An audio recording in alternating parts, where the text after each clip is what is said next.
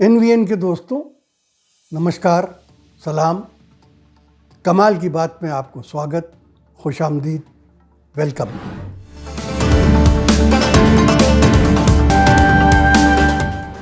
दोस्तों, 26 अगस्त को काबुल में एक बड़ी ट्रेजेडी हुई। काबुल एयरपोर्ट पर 2 आतंकवादी धमाके हुए।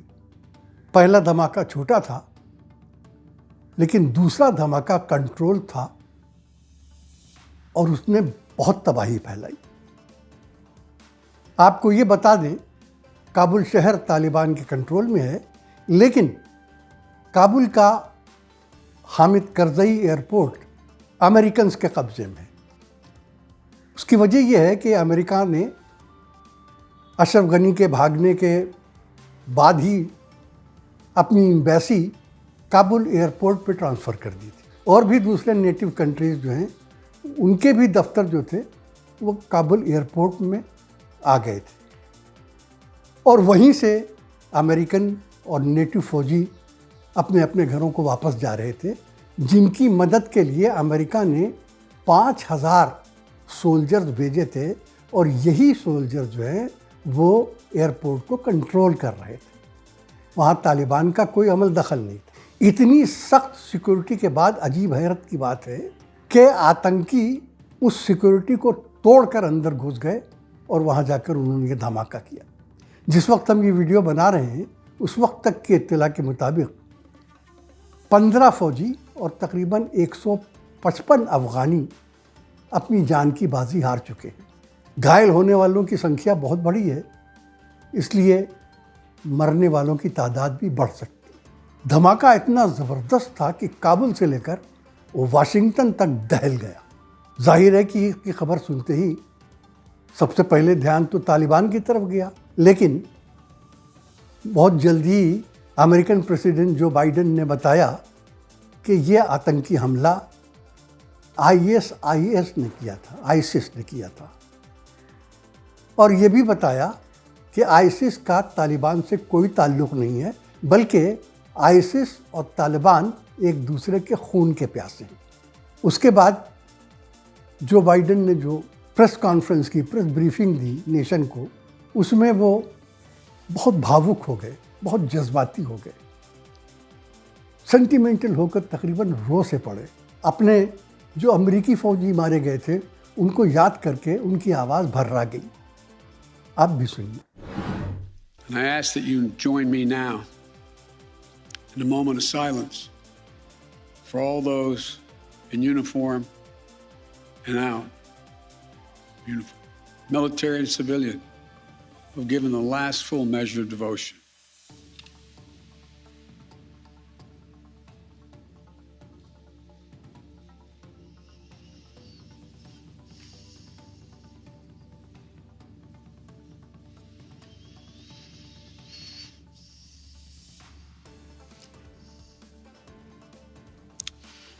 Thank you. May God bless you all, and may God protect the troops and all those standing watch for America. We have so much to do. It's within our capacity to do it. We just have to remain steadfast. लेकिन दोस्तों, क्या ये हैरत की बात नहीं है कि 15 अमेरिकन सोल्जर्स की मौत पर तो जो बाइडेन को इतना दुख था, सारे अमेरिका में दुख था, सारे झंडे हाफ मास्ट पे थे, लेकिन जो 155 अफ़गानी मरे थे उनके लिए जो बाइडेन के पास 2 शब्द और एक आंसू भी नहीं था। हालांकि इन अफ़गानियों में से ज़्यादातर वो लोग थे जिन्होंने पिछले 20 साल में अमेरिका और नेटिव फोर्सेस के लिए काम किया था। इनमें से ज़्यादातर वो लोग थे जो अमेरिका और नेटिव फोर्सेस और अफ़गानों के बीच में अनुवादक, मुतरजिम, इंटरप्रेटर की तरह काम करते थे। उनके मौत पर एक भी लफ्ज़ नहीं कहा। खैर, चलिए, अमेरिका के लिए तो अमेरिकन फर्स्ट और अमेरिकन लास्ट हैं, तो क्या कहा जा सकता है। लेकिन जो धमाका किया गया है वो किया है ISIS ने। ISIS क्या है ये आपको जानना बहुत ज़रूरी है। ISIS इसका फुल फॉर्म है Islamic state of Iraq and Syria, ISIS। इसका अरबी नाम दौलत इस्लामिया इराक और शाम, जिसका शॉर्ट फॉर्म दाइश है। ये संस्था जिसे ये तंजीम, ये ऑर्गेनाइजेशन जिसे यूएनओ ने टेररिस्ट, आतंकवादी, दहशतगर्द तंजीम, संस्था, ऑर्गेनाइजेशन करार दिया है, इसका जन्म इस सदी के शुरू के दशकों में सीरिया में हुआ था। सीरिया जिसे शाम भी कहा जाता है। बेसिकली बुनियादी तौर पर सीरिया या शाम के प्रेसिडेंट बशारुल असद का तख्ता उलटने के लिए। चूँकि बशारुल असद रूस के दोस्त और एलाई थे, इसलिए अमेरिका उनके खिलाफ था। चुनांचे अमेरिका ने ISIS या दाइश को खुलकर सपोर्ट की। और ये भी कहा जाता है कि कुछ अरब कंट्रीज़ ने ISIS को फाइनेंशियल सपोर्ट भी की, पैसे से भी मदद की। शुरू में ISIS या दाइश खिलाफत का कंसेप्शन लेके आया कि वो पुरानी खिलाफत वापस लेके आएगा, 1400 साल पहले, 1500 साल पहले वाली खिलाफत वापस लेके आएगा। तो बहुत से मुसलमान नौजवान जगह जगह भटक भी गए, बहक भी गए। लेकिन हकीकत ये है कि इनका न इस्लाम से कुछ लेना देना था, न खिलाफत से कुछ लेना देना था।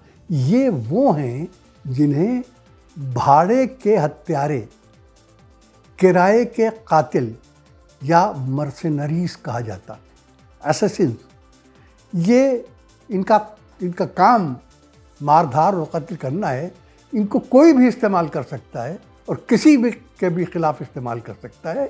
इनको अगर अमेरिका ने इस्तेमाल किया बशारुल असद के ख़िलाफ़, तो किसी ने अफ़गान तालिबान के ख़िलाफ़ भी किया, किसी ने दूसरे मुस्लिम कंट्रीज़ के लिए भी इस्तेमाल किया। इसका जो हेड था, अबू बकर शायद उसका नाम था, वो 3-4 साल पहले उसे एक ड्रोन अटैक में अमेरिका ने मार दिया था।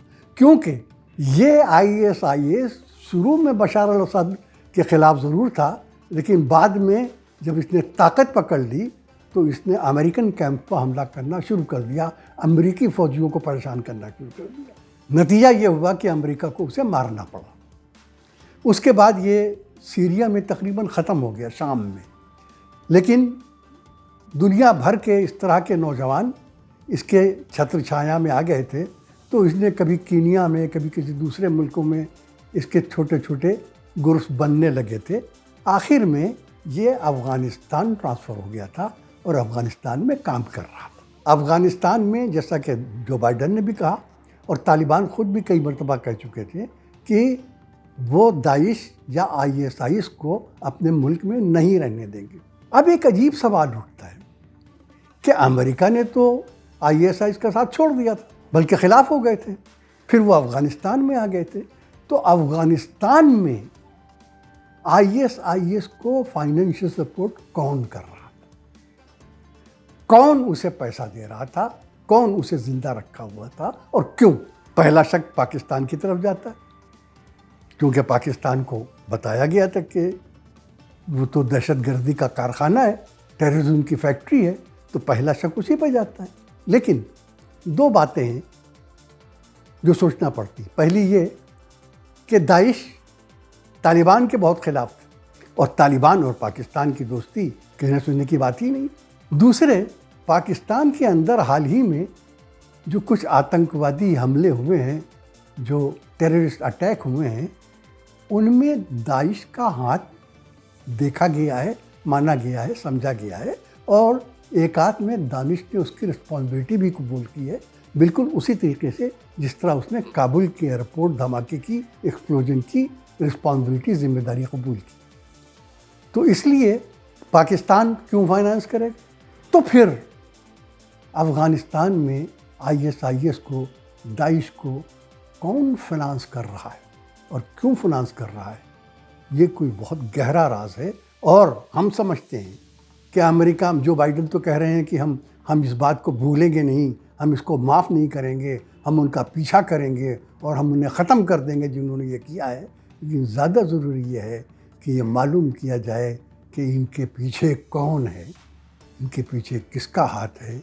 जिस दिन इस राज से पर्दा उठेगा दोस्तों, उस दिन बहुत से राज खुल जाएंगे। इस वक्त तो बस इतना ही कहते हैं कि ये कहावत एक बार फिर सच साबित हुई है कि जो दूसरों के लिए गड्ढा खोदते हैं उनमें उन्हें खुद भी गिरना पड़ता है।